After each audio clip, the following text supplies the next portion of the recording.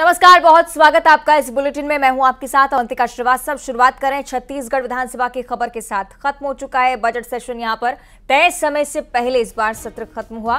जिस प्रकार आप हर बार ये सिलसिला देखते हैं, बजट सत्र जिसमें कुल 17 बैठकें इस बार हुई हैं। सत्र में 2024 से 25 का बजट पास हुआ है। कई और महत्वपूर्ण मुद्दे इस राज्य के जिन पर चर्चा इस बार सत्र में हुई। चूंकि नई नवेली विधानसभा का ये बजट सत्र रहा, इसलिए सभी की निगाहें रही कि आखिर सत्ता पक्ष में लौट कर आई बीजेपी किस प्रकार से सत्र को चलाती है। अच्छी खासी बैठकें, अच्छा खासा दौर, लेकिन तय समय से पहले ये सत्र पूरा हो गया है। कई महत्वपूर्ण विषय जिन्हें लेकर आपने भरपूर हंगामा विपक्ष और पक्ष के बीच देखा है, लेकिन अब इसका सार ये निकलता है कि कई महत्वपूर्ण मुद्दों पर बातचीत के बाद कई सारे निष्कर्ष भी निकले। कौन कौन सी महत्वपूर्ण चीजें इस बार बजट सेशन में हुई हैं, ये हम आपको दिखा रहे हैं ग्राफिक्स के जरिए। 2024 से 25 का जो बजट है वो पारित हो चुका है। तृतीय अनुपूरक बजट भी इसी सेशन में पास हुआ है। 5 विधेयक ऐसे जिन्हें मंजूरी मिल चुकी है।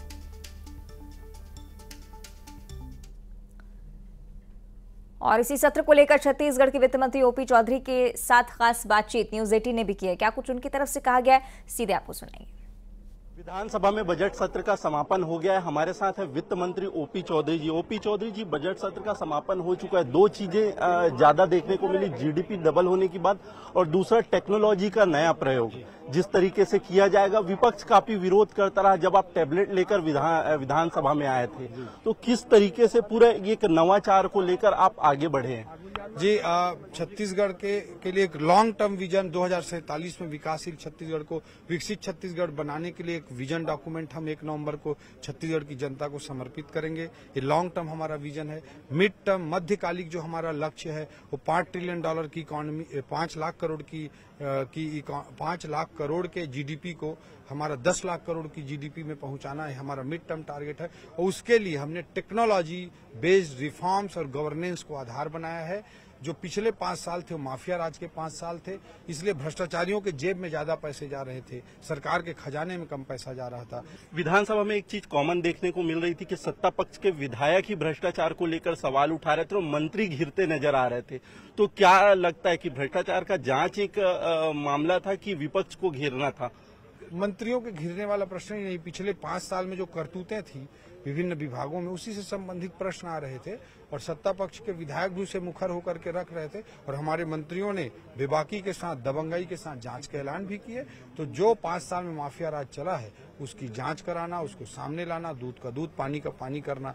ये थे वित्त मंत्री ओपी चौधरी जी, जिन्होंने बजट सत्र को लेकर कहा है कि तकनीक आधारित बजट था और इससे निश्चित तौर पे छत्तीसगढ़ विकास की दिशा में आगे बढ़ेगा, नया रिफॉर्म आएगा। कैमरामैन मनीष गीते के साथ आकाश शुक्ला, न्यूज 18 रायपुर। चलिए सीधे आपको रायपुर लिए चलेंगे। आकाश शुक्ला हमारे साथ जुड़ चुके हैं। आकाश, एक सार के तरीके से बता दीजिएगा इस बार बजट सेशन में क्या हुआ है, क्योंकि सरकार का पहला बजट सेशन ये रहा है। आकाश जी बिल्कुल, पहला बजट सत्र था सरकार का और 17 बैठकें हुई और तमाम बैठकों के बीच सत्ता पक्ष और विपक्ष के बीच नोकझोंक देखने को साफ तौर से मिल रही थी। कई बार स्थगन प्रस्ताव लाया गया, कई बार बहिर्गमन किया गया, विपक्ष ने कार्रवाई का बहिष्कार किया। इस बीच जो बजट 2024-25 है वो पास हो चुका है, लेकिन देखने वाली बात इसमें सबसे ज्यादा रही जो भ्रष्टाचार के मुद्दे भाजपा ने चुनाव से पहले उठाए थे, वो मुद्दे बजट सत्र के दौरान भी देखने उठे। और हर एक भ्रष्टाचार का मुद्दा, चाहे वो शराब घोटाला हो, चाहे गोठान का घोटाला हो, चाहे पैरा परिवहन हो, कोल घोटाला हो, या इसके साथ ही जो सीजीपीएससी में नियमितताएं हैं, वो तमाम मामले उठे और सत्ता पक्ष के विधायक ही अपने मंत्रियों को घेरते नजर आए। सीधे तौर पे देखने को मिल रहा था कि जो पूर्व में सरकार द्वारा जो किए गए थे अनियमितताएं सामने आई थी, उसको सामने लाना था, उसका जांच कराना था, उजागर करना था। तो जब मामला लगातार उठाया जाता रहा तो एक एक करके मंत्री भी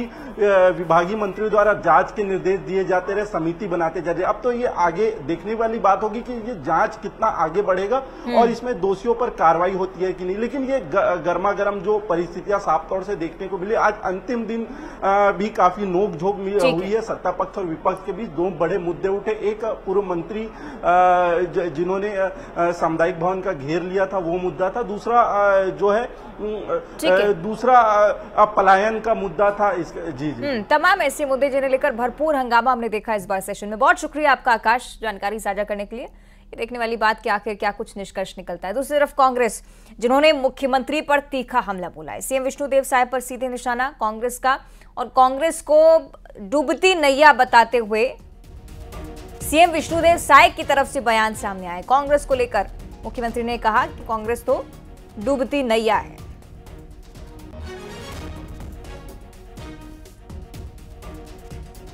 क्रॉस वोटिंग हुई है कैसे?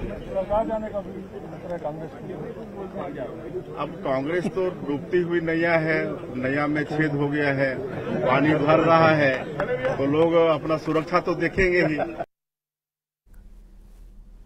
और अब बीजापुर से खबर है, जहां पुलिस से अनोखी शिकायत हुई है। बीजापुर में प्रधानमंत्री ग्राम सड़क योजना में बनी सड़क चोरी की शिकायत पहुंच गई।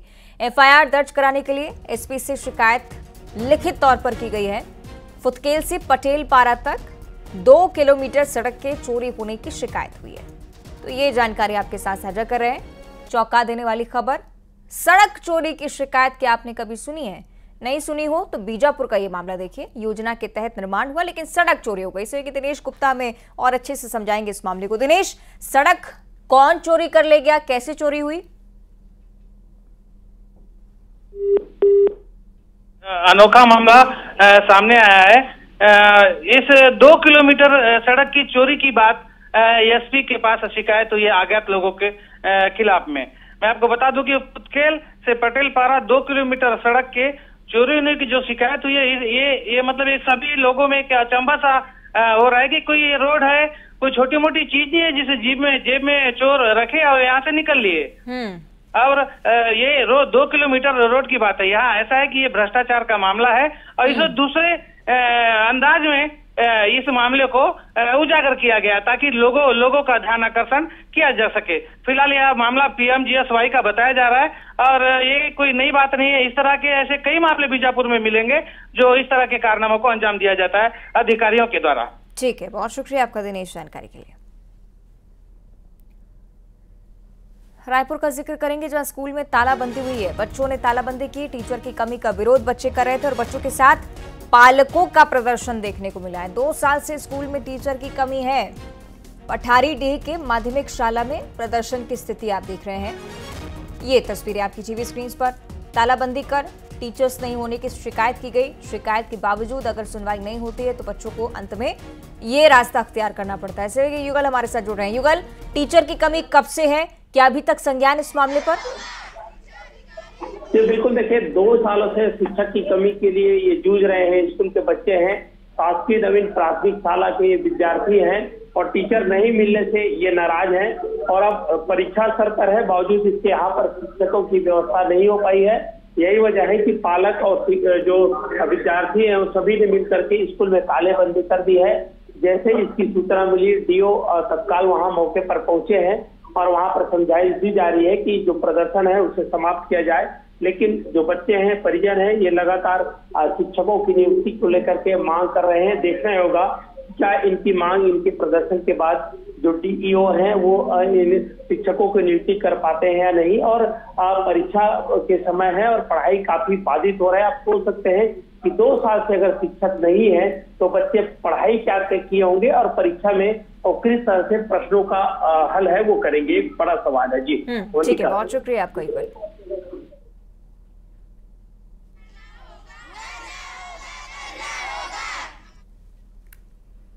और छत्तीसगढ़ सीएम विष्णुदेव साय की सुरक्षा में सेंध का मामला सामने आया था। छत्तीसगढ़ डीजीपी अशोक जुनेजा ने इसकी पुष्टि कर दी है। डीजीपी ने कहा कि सिक्योरिटी इंटेलिजेंस इस मामले को देख रही है। कुछ लोगों को निलंबित भी किया गया है, आगे भी कार्रवाई हो सकती है। 25 फरवरी की शाम थी, पहुना में सीएम कक्ष के बाहर पिस्टल लेकर एक शख्स पहुंच गया था। अब तक 3 सुरक्षाकर्मी ऐसे हैं जो निलंबित किए जा चुके हैं, कुछ और ऐसे जिन पर जांच जारी है। हमारे साथ है DG Ashok Juneja sir. Ashok sir, एक घटना हुआ है आज, वो क्या था और क्या एक्शंस लिए गए हैं? उसमें एडीजी गुप्त वार्ता ने काफी अच्छा एक्शन लिया है जो गलती कुनिंदा अधिकारियों के खिलाफ, और आगे ऐसी घटना की पुनरावृत्ति ना हो इसको इंश्योर करेंगे। सर और इसी मामले को लेकर कांग्रेस हमलावर है। प्रदेश कांग्रेस अध्यक्ष दीपक बैज ये कह रहे हैं कि बहुत दुर्भाग्यपूर्ण है, जब मुख्यमंत्री ही सुरक्षित नहीं है तो आम लोग कैसे सुरक्षित होंगे। प्रदेश सरकार खुद की सुरक्षा में भी नाकामयाब रही। सुनिए। सीएम सिक्योरिटी में एक युवक पिस्टल लेके मिलने जाता है, ये बड़ा ही दुर्भाग्यजनक घटना है, क्योंकि प्रदेश के मुख्यमंत्री अगर सुरक्षित नहीं है तो फिर ये सरकार आम जनता को कैसे सुरक्षित रखेगी। हम लोग शुरू से कहते आ रहे हैं, जब से ये सरकार बनी है तब से छत्तीसगढ़ में भारतीय जनता पार्टी के सरकार में अपराधियों का हौसला बढ़ा हुआ है। इधर छत्तीसगढ़ के पूर्व कांग्रेसी मंत्री अमरजीत भगत सरकारी जमीन पर कब्जे के आरोप में घिरते जा रहे हैं। पहले शिव डहरिया की पत्नी पर जमीन पर कब्जे के आरोप लग रहे थे, अब अमरजीत भगत को लेकर भी सवाल हैं। इस विवाद को कांग्रेस लोकसभा चुनाव से पहले बदनाम करने की साजिश भी बता रही है और सत्ताधारी पार्टी इसे सोची समझी रणनीति के तहत कब्जा किया जाना कह रही है। रिपोर्ट में आपको दिखाएंगे। चुनावी साल में छत्तीसगढ़ के कई कांग्रेसी नेताओं की मुसीबत बढ़ती नजर आ रही है। ताजा मामले में पूर्व मंत्री अमरजीत भगत से जुड़ा मामला सामने आया, जो जमीन कब्जाने के विवाद में फंसते नजर आ रहे हैं। अमरजीत भगत पर करीब 4 एकड़ जमीन पर कब्जा करने और उस पर अपना सरकारी कार्यालय बनवाने का आरोप लगा है। इस पर पूर्व मंत्री की सफाई भी आई है। सर, उपयोग कोई अपने नाम से पट्टा तो मैंने नहीं बनवाया है, तो लोगों को क्यों इस बात से इतना तकलीफ है। उनको जब मैं मंत्री था, सरकार में था, हमारे उसका उपयोग किया, सरकारी पैसा से बना, मैं उस बात से इनकार कहाँ कर रहा हूँ। आज गार्डन बना है, सब उठिए बैठिए घूमिए। अगर भवन बना है, जब तक था तब तक मैं अपना उपयोग किया, अब सामूहिक उपयोग के लिए है। सर, उपयोग कोई अपने नाम से पट्टा तो मैंने नहीं बनवाया है, तो लोगों को क्यों इस बात से इतना तकलीफ है। उनको जब मैं मंत्री था, सरकार में था, हमारे उसका उपयोग किया, सरकारी पैसा से बना, मैं उस बात से इनकार कहाँ कर रहा हूँ। आज गार्डन बना है, सब उठिए बैठिए घूमिए। अगर भवन बना है, जब तक था तब तक मैं अपना उपयोग किया, अब सामूहिक उपयोग के लिए है। चरागाह की जमीन पर कब्जा किया, जमीन पर आलीशान ऑफिस बनवाया, कब्जा कर सरकारी दफ्तर बनवाया, जमीन पर मंदिर ओपन गार्डन बना। चरागाह की जमीन पर ऑफिस कैसे बना? निर्माण की राशि किस विभाग ने खर्च की? पहले ऑफिस हैंडओवर क्यों नहीं किया गया? ऑफिस में लगे एसी अब क्यों निकाले गए? अमरजीत भगत पर जमीन कब्जाने के लगे आरोप को नेता प्रतिपक्ष चरणदास महंत आगामी लोकसभा चुनाव से जोड़ रहे हैं। नेता प्रतिपक्ष का आरोप है कि संभावित प्रत्याशियों को बदनाम करने के लिए आरोप लगाए जा रहे हैं। कि जितने भी कांग्रेस में संभावित उम्मीदवार हो सकते हैं, उनके घरों में छापे लग रहे हैं, उनके संपत्ति पे छापे लग रहे हैं, उनके जो भी रिश्तेदार हैं, जो भी हमारे प्रत्याशी हो सकते हैं, जो भी हमारे फाइनेंसर हो सकते हैं, सभी को घेरने का उनका प्लानिंग है। वहीं मुख्यमंत्री विष्णुदेव साय ने भी विधानसभा में माना कि सरकारी जमीन पर कब्जा किया, अवैध निर्माण किया। रूप से पिछली कांग्रेस की सरकार को मैंने कहा कि वहीं तुम्हारे दस्तखत हुए, वहीं तुम्हारे दस्तखत हुए, जो फैसले अक्सर गलत हुए। तो ये कोई संयोग मात्र नहीं था, कोई इंसिडेंट मात्र नहीं था कि पिछली सरकार ने जहां जहां दस्तखत किया और वो गलत होता चला गया। ये रिमोट से चलने वाली सरकार थी और उससे साजिश के तहत भ्रष्टाचार को प्रमोट करने के लिए, अपने जेबों को भरने के लिए इस तरह के दस्तखत किए गए। इस दृष्टिकोण से हमने पॉलिटिकल अटैक भी किया। इससे पहले एक और पूर्व मंत्री शिव डहरिया की पत्नी शकुन डहरिया पर भी जमीन कब्जाने का आरोप लग चुका है। ऐसे में लोकसभा चुनाव में सत्ता पक्ष को एक और मुद्दा मिल गया, कांग्रेस को घेरने का। ममता लांजेवार, न्यूज़ 18 रायपुर।